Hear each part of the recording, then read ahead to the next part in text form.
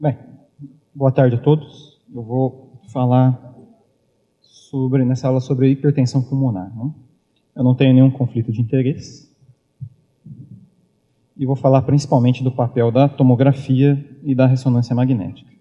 A principal mensagem dessa aula, né, é que quando a gente fala em hipertensão pulmonar, muitos de nós, né, radiologistas, achamos que o nosso papel é muito limitado e que hipertensão pulmonar é uma doença que cabe à investigação ao pneumologista ou ao cardiologista. Né? Então, a principal mensagem dessa aula é que, na verdade, com o advento aí dos aparelhos de multidetectores, com a evolução da ressonância magnética, em especial da ressonância magnética cardíaca, a hipertensão pulmonar passou, sim, a ser uma doença de grande interesse e de importância para o médico radiologista. Né? Então, não é um problema dos outros, como a gente colocou aqui, como eu coloquei nessas figurinhas aqui. Né? Os alemães falam das ist nicht mein Bier, né? Não é minha cerveja. Então, é mentira, é nossa cerveja, sim. Né?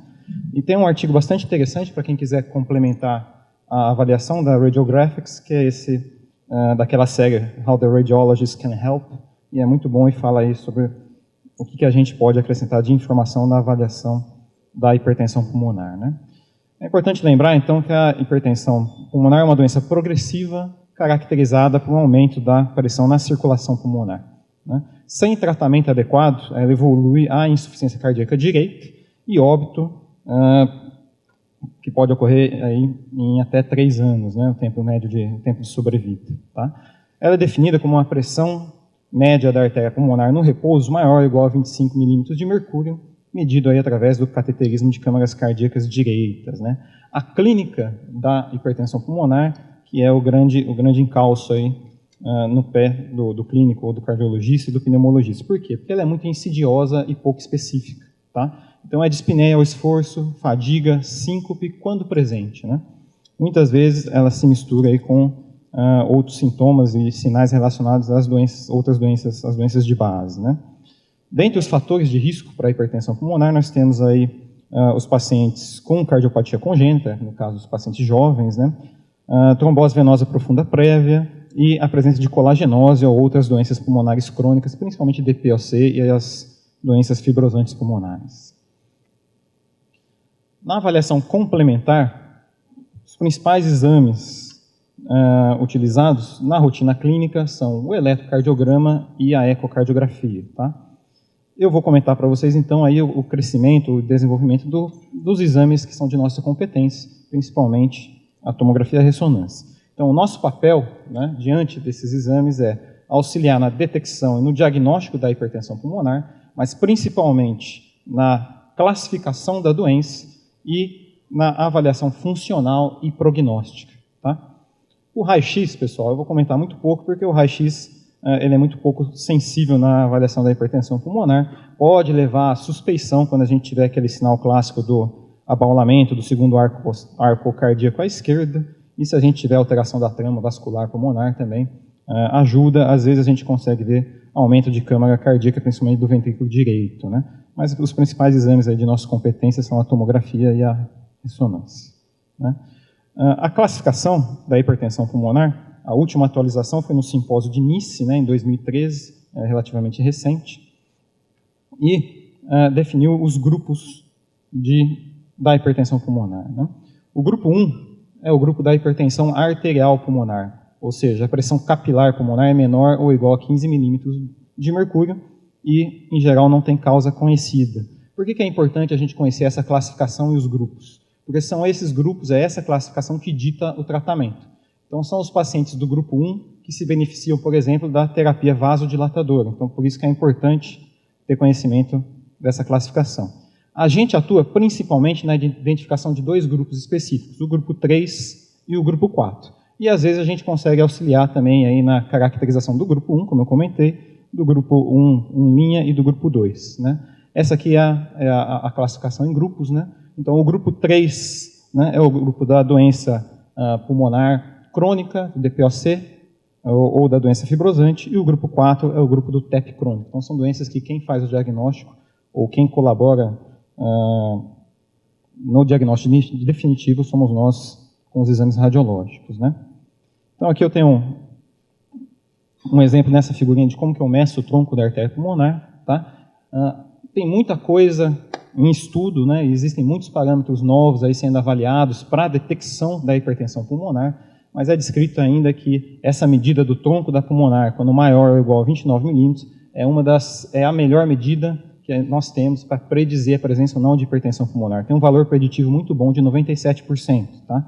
Às vezes, a gente faz, como o professor Portugal comentou, né, essa medida relativa em relação à aorta ascendente. Né?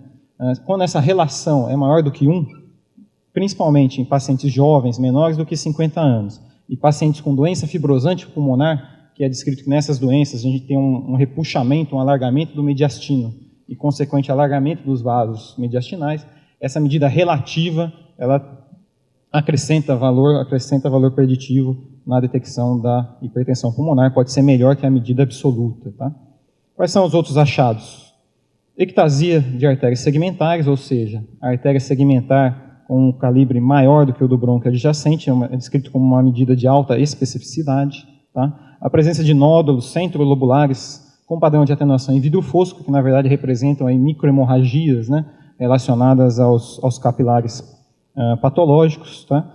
E os sinais de sobrecarga e hipertrofia das câmaras cardíacas direitas. Né? Então, as câmaras direitas não podem ser maiores do que as câmaras esquerdas, quando a gente tem uma dilatação do VD maior do que o VE e uma perda da morfologia típica do VD com aspecto increscente, a gente pode inferir aí uma sobrecarga das câmaras cardíacas, e se a gente tiver um espessamento das paredes do VD maior do que 4 milímetros, a gente pode inferir aí uma hipertrofia do VD. Né? A parede do VD normal, pessoal, ela é bem fininha, né? É um carpaccio, a gente costuma descrever. Né?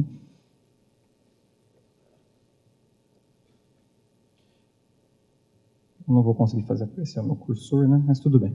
Eu vou apontar aqui na tela de cá. Né? Então, a gente tem nesse caso aqui, pessoal, um paciente masculino, 45 anos, com hipertensão arterial pulmonar, né, ou hipertensão pulmonar primária. O que eu consigo ver? Né? Eu consigo ver aqui o abaulamento do segundo arco cardíaco à esquerda, que é o sinal típico na imagem de raio-x. Tá? Na tomografia tem uma dilatação importante do tronco da pulmonar, medindo aí 41 milímetros de calibre. Na imagem de tomografia, né, sem nenhum tipo de sincronização cardíaca, eu consigo ver a anatomia cardíaca perfeitamente, então dá para a gente ver muito bem aqui a dilatação do VD e o espessamento das paredes do ventrículo direito, com um trabeculado grosseiro, né? Então não tenho dúvida na identificação desse sinal de doença do ventrículo direito. Tá? E na janela de pulmão, eu vejo aquele aspecto típico, né? O parênquima pulmonar é difusamente heterogêneo, com esses pequenos nódulos de atenuação em vidro fosco de distribuição centrolobular. Então esse é um caso bem típico de hipertensão arterial pulmonar. E na ressonância? Na ressonância, pessoal, são os mesmos critérios utilizados na tomografia. O que a gente acrescenta, na verdade? É principalmente na avaliação dinâmica, né, a gente consegue ver de maneira dinâmica, né, real time, a alteração da mobilidade das câmaras cardíacas e dos vasos e do fluxo sanguíneo, e a avaliação funcional do ventrículo direito, né, identificando a alteração de volume e da fração de ejeção. Tá? Então, como eu comentei, na tomografia, a gente consegue ver aquela deformidade, o abaulamento do septo interventricular. Na ressonância, a gente consegue ver um movimento paradoxal. Né? A gente consegue identificar na ressonância também o refluxo tricúspide, tá? E o refluxo para a veia cava inferior e para as veias hepáticas. Através do estudo de ressonância, principalmente com sequências de contraste de fase que são utilizadas para avaliar o fluxo, né? A gente pode, inclusive, fazer medidas aí também para auxiliar tanto no diagnóstico quanto na predição ou na estratificação dos pacientes com hipertensão pulmonar. Né? Outra coisa interessante que é descrita na ressonância é utilizando a sequência de perfusão pulmonar para diferenciar a hipertensão primária do TEP crônico. É parecido com o que o médico nuclear faz utilizando as imagens de ventilação-perfusão, né? No caso, as imagens de perfusão. Então, o padrão de realce na hipertensão arterial pulmonar é diferente do padrão de realce no TEP crônico, do realce do parênquima pulmonar. Então, a ressonância a gente consegue dar esse tipo de informação também. Esse caso aqui é um exemplo de um paciente do sexo masculino, 36 anos, também com hipertensão arterial pulmonar. Então, no raio-x, a gente vê o mesmo sinal que eu tinha mostrado antes, né? O abaulamento aqui do segundo arco à esquerda. Tá? Na imagem de ressonância, ó, essa aqui é a sequência, é o gradiente ecobalanceado, né? A sequência de sangue brilhante. Então, assim, eu não preciso nem injetar o contraste para ver a vasculatura normal e medir de maneira bastante adequada aí o tronco da artéria pulmonar. Nesse caso aqui, estava medindo 3,8 centímetros, né? E aqui embaixo eu tenho uma imagem de cine-ressonância, aí no plano 4 câmaras, mostrando para vocês a dilatação das câmaras cardíacas direitas, o movimento paradoxal do septo interventricular, tá? O refluxo aqui da válvula tricúspide, né? Então, mostrando aí a sobrecarga e a hipertrofia aí das câmaras direitas, né? Para ter esse tipo de imagem aqui, aí eu tenho que fazer a sincronização cardíaca, né, pessoal? Eu tenho que colocar o gate cardíaco, tá? Eu vou falar, então, rapidamente da classificação, né? Do grupo 3, como eu comentei, então é secundário à doença pulmonar ou à hipóxia crônica, tá? A angio-TC é importante porque a gente consegue não só avaliar a doença da vasculatura pulmonar, mas também identificar a doença do parênquima, né? Então, nesse caso, é importante para quem faz protocolo de angio-TC com espessura de corte maior que 2 milímetros, para adequada avaliação do parênquima pulmonar, fazer alguns cortes de 1 milímetro, tá? Ou tentar fazer uma reconstrução, de maneira que ele possa avaliar aí a doença intersticial pulmonar, né? Isso ajuda bastante. Quais são as principais doenças do grupo 3? É o DPOC, principalmente o enfisema, tá? As doenças intersticiais fibrosantes, né? Principalmente o padrão de pneumonia intersticial usual. É importante lembrar, né, tem uma síndrome relativamente recente, que foi descrita nos últimos anos, que é a síndrome do enfisema combinada à fibrose pulmonar. Então, nessa síndrome é descrito que a hipertensão pulmonar ela tem uma frequência bastante aumentada, tá? E outra causa interessante de hipertensão pulmonar que está inclusa aí no grupo 3 é a sequela de tuberculose, né? Então, essa é uma causa negligenciada de hipertensão pulmonar. Eu tenho vários casos de pacientes que têm hipertensão pulmonar e quando a gente vai ver os exames de imagem, a única coisa que ele tem é um pulmão destruído por conta de tuberculose. Então, é hipóxia crônica levando à hipertensão pulmonar. Essa é uma paciente do sexo feminino, de 64 anos, com fibrose pulmonar idiopática e hipertensão pulmonar. O que a gente vê no raio-x, né, pessoal? Tem um padrão típico de doença fibrosante, a gente vê uma redução do diâmetro longitudinal do tórax, as opacidades reticulares mais importantes na periferia e no aspecto inferior dos pulmões, né? Na imagem de tomografia de alta resolução, com janela de pulmão, eu consigo ver muito bem que aquelas reticulações, na verdade, representam áreas de faviolamento na periferia dos pulmões, com bronquiectasias de tração, envolvendo a região do seio costofrênico, com gradiente ápico-basal. Então, é uma imagem típica de pneumonia intersticial usual, tá? E na janela de mediastino, né, eu consigo ver, então, a dilatação do tronco da pulmonar, aqui medindo 30 milímetros, maior do que o da aorta ascendente. E se vocês perceberem com atenção, mesmo nesses exames sem contraste, eu consigo perceber uma alteração da anatomia cardíaca com um aparente aumento das câmaras cardíacas direita. É lógico que no exame sem contraste, o grau de confiança para dar esse tipo de informação é menor, mas vocês vão ver que se habituando a observar a silhueta mediastinal mesmo no exame sem contraste, dá para perceber as alterações da morfologia do coração, tá? Essa é uma paciente do sexo feminino, 60 anos, com hipertensão pulmonar secundária à hipoxemia crônica, também, então, do grupo 3, tá? E nesse caso era sequela de tuberculose. O raio-x é aquela imagem bem feia que a gente está vendo aqui, né? Tem uma distorção arquitetural bastante importante, os íleos repuxados apicalmente, né? Uma deformidade importante da região hilar e da região mediastinal superior e um aumento aí da área cardíaca. Quando a gente vê as imagens de tomografia, o que eu identifico, né? Na janela de pulmão tem um padrão bastante heterogêneo do parênquima pulmonar, um padrão de atenuação mosaico, áreas hipoatenuantes, né? Opacidades aí difusas, opacidades grosseiras com perda de volume na região apical bilateral. E quando eu olho na janela de mediastino, o que eu identifico então é a dilatação do tronco da artéria pulmonar, inferindo aí uma provável hipertensão pulmonar. Do grupo 4, pessoal, é o grupo do tromboembolismo crônico, tá? O nosso papel nesse diagnóstico também é bastante importante, né? Principalmente nos casos em que o estudo cintilográfico for positivo ou duvidoso, né? Os trombos crônicos, como o professor Portugal já comentou, são diferentes dos trombos agudos, tá? Então, os trombos crônicos, eles tendem a ser parciais, eles estão aderidos às paredes dos vasos, eles têm um aspecto retrátil, é diferente do trombo agudo.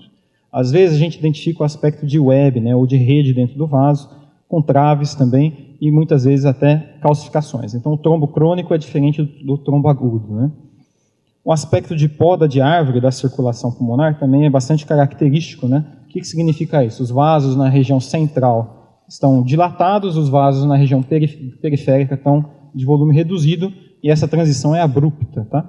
Muitas vezes a gente consegue identificar a circulação colateral, que é a hipertrofia das artérias brônquicas. A artéria brônquica normal a gente não vê. Se a gente está vendo a artéria brônquica, ela está hipertrofiada, ela está dilatada. Né?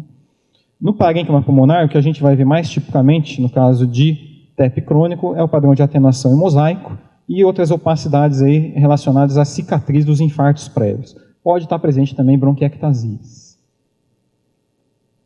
Então, esse caso aqui, pessoal, um paciente do sexo masculino, 65 anos, com hipertensão pulmonar secundária a TEP crônico. Então, a gente consegue identificar uma dilatação importante do tronco pulmonar, e quando a gente olha com atenção aqui na artéria pulmonar esquerda, no finalzinho, já para o ramo do lobo inferior, a gente vê um trombo aderido à parede do vaso. Então, esse é o aspecto do trombo crônico. Tá? Aqui também, com esse aspecto ó, em semilua, é bem característico do trombo crônico. Dilatação do tronco da artéria pulmonar, as imagens em MIP, né, no coronal, ajudam a ver aquele aspecto de poda de árvore, né, ó, o vaso bastante dilatado e, de repente, ele some ou reduz de calibre. Tá? A gente consegue ver a dilatação das câmaras cardíacas direitas, dá para ver que o refluxo de meio de contraste para a via cava inferior e para as vias hepáticas. Na janela de pulmão, é interessante ver a alteração difusa da atenuação do parênquima, né, com padrão de atenuação em mosaico, né, representando a doença vascular pulmonar, e muitas das vezes a gente vê opacidades grosseiras de aspecto cicatricial, como eu estou vendo aqui e aqui. Tá? Aqui tem até bronquiectasia. Né? Então, são todas as alterações relacionadas ao TEP crônico como causa de hipertensão pulmonar. Essa também é uma paciente de 67 anos com hipertensão pulmonar secundária TEP crônico. Então, no raio-x, mais uma vez, as mesmas alterações, a gente vê um aumento do índice cardiotorácico com abaulamento aí do segundo arco cardíaco à esquerda. Né? Essa imagem que eu estou mostrando aqui é um T1 com supressão de gordura, sem contraste, e eu consigo ver aqui na projeção da artéria pulmonar direita esse tecido com alto sinal em T1, que na sequência T1 pós-contraste confirma para mim que é a imagem de um trombo crônico, tá? Aderido à parede do vaso. Né? Essas duas imagens que eu estou vendo aqui são imagens de perfusão pulmonar, mostrando aí a assimetria irregular, né, da perfusão pulmonar. O pulmão esquerdo perfunde, o pulmão direito quase não perfunde nada. E essa imagem que está passando de cine, né, é uma sequência cine do tórax, tá? É o tipo de imagem que é obtida sem necessidade de colocar o gate cardíaco. O paciente está respirando livremente, né? E eu consigo ver muito bem aí não só o padrão respiratório, como a vasculatura pulmonar, uma sequência de sangue brilhante, né? Semelhante ao que eu uso no coração, e ela está subindo, vai mostrar para vocês. Mas eu consigo, sem colocar o gate cardíaco, dar essa informação da dilatação e da hipertrofia das câmaras direitas. Se olhar com atenção, dá para ver inclusive o refluxo tricúspide. Tá? Então, sem precisar botar o gate cardíaco, eu consigo dar essa informação. Em relação ao grupo 1', né, ele é representado principalmente pela doença pulmonar veno-oclusiva e pela hemangiomatose capilar pulmonar. São doenças mais raras, né, pessoal? O diagnóstico é um pouco mais difícil para a gente fazer, aí, baseado no exame de imagem. O aspecto tomográfico é descrito que é bastante semelhante. O que a gente vai identificar? Os sinais de edema pulmonar, representado aí principalmente pelo espessamento dos septos interlobulares, associado aos sinais de hipertensão pulmonar, com os nódulos centrolobulares ou as áreas de atenuação em vidro fosco, às vezes com linfonodopatia, derrame pleural e os demais sinais aí de hipertensão pulmonar. Em relação ao grupo 2, principalmente, né, e algumas categorias dentro do grupo 1, o que a gente pode identificar, às vezes, no exame de imagem também, tomografia do tórax, é, por exemplo, a persistência do ducto arterioso, tá? Ou então a presença de um shunt extracardíaco, como num retorno venoso anômalo parcial, tá? E às vezes dá para ver também defeito do seio venoso. Doença valvar, né? Então, toda vez que a gente vê calcificação de válvula no exame de tomografia, a válvula é doente, né? Então, lembrar de olhar bem a região do anel mitral, né? E os folhetos valvares da válvula aórtica no trato de saída, que se tiver calcificação você pode inferir que tem doença valvar, né? E o aumento das câmaras cardíacas esquerdas também, indicando aí uma possível hipertensão pulmonar do grupo 2, tá? Esse é um caso que eu tenho de doença pulmonar veno-oclusiva, então a gente consegue identificar a dilatação do tronco da artéria pulmonar, tá? O parênquima pulmonar bastante heterogêneo, e eu identifico aqui, ó, espessamento dos septos interlobulares, lá em cima também tem um pouquinho, e aquele padrão de pequenos nódulos de atenuação em vidro fosco ou padrão de atenuação em mosaico difusamente. Também tinha um pouco de doença pleural aqui do lado direito, então esse é um caso de doença pulmonar veno-oclusiva a ser lembrado, mas é uma doença rara e difícil de fazer o diagnóstico só pelo exame de imagem, né? Em relação à avaliação funcional, pessoal, então, a ressonância é considerado o exame de escolha na avaliação morfológica e funcional do ventrículo direito. É o melhor exame para medir volume, fração de ejeção e massa do VD. Tá? É importante lembrar, então, como eu já comentei, que a hipertensão pulmonar leva ao óbito através da insuficiência cardíaca direita, e o que a gente vai ver é a hipertrofia do VD, seguido aí de dilatação, né, contração da forma do diâmetro, associado ao movimento paradoxal do septo, insuficiência tricúspide, dilatação do átrio direito. Quando que a gente precisa colocar o gate cardíaco e fazer o exame do coração? Quando o clínico quer ter a informação principalmente prognóstica, né? Então, para medir o volume do VD, para ver a fração de ejeção, não tem jeito, aí tem que fazer o exame cardíaco, tem que gatear. O que a gente vai identificar que são fatores de pior prognóstico no paciente com hipertensão pulmonar? Um aumento do volume do VD, uma redução do desempenho sistólico, tanto do desempenho sistólico ventricular, tanto do VD quanto do VE, uma redução do débito cardíaco e a presença de fibrose miocárdica com um padrão bastante característico que é na inserção septal do VD.